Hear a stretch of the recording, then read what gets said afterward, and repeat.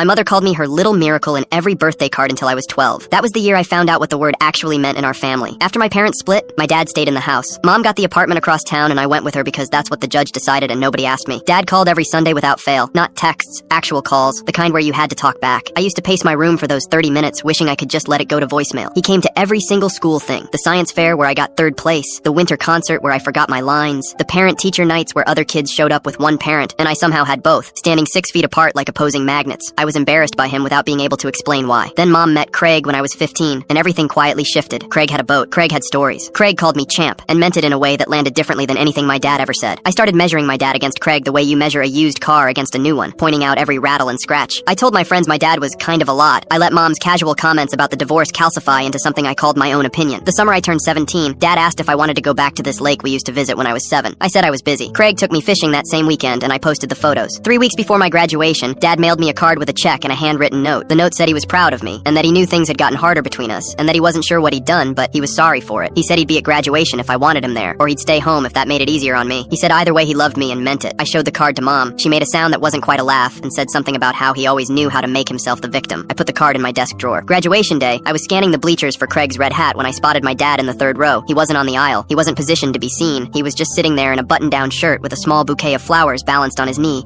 watching the processional with this expression I didn't have a word for yet. Not sad exactly. Something quieter than sad. I looked at him for a long time without him knowing. He clapped for every single name called before mine. I watched him do it. Not the polite 2-second clap people do when they're waiting. Real applause for strangers' kids for the full duration, every time. When they called my name, he stood up. He was the only person in his section standing. The flowers shifted in his grip, and he caught them, and he was smiling so hard his eyes were doing something I'd been too old for too long to let myself recognize. After the ceremony, I went to him before I went to anyone else. I don't know why. My feet just made the decision. He hugged me the way you hug someone you thought you might not get to hug, and I felt 3 years of choreographed distance collapse in about 4 seconds. He didn't say anything about the lake. He didn't mention the card or whether I'd read it. He just held those slightly crushed flowers out and said he was glad he came. In the car home, I asked Mom what exactly had happened with the divorce. Not her version, I told her. What actually happened? She was quiet for a long time. Then she said it was complicated. That was the first time her answer felt like an answer. I called my dad that Sunday, and the Sunday after. By the 3rd call, I started letting the conversation go past 30 minutes. By the 4th, I stopped pacing.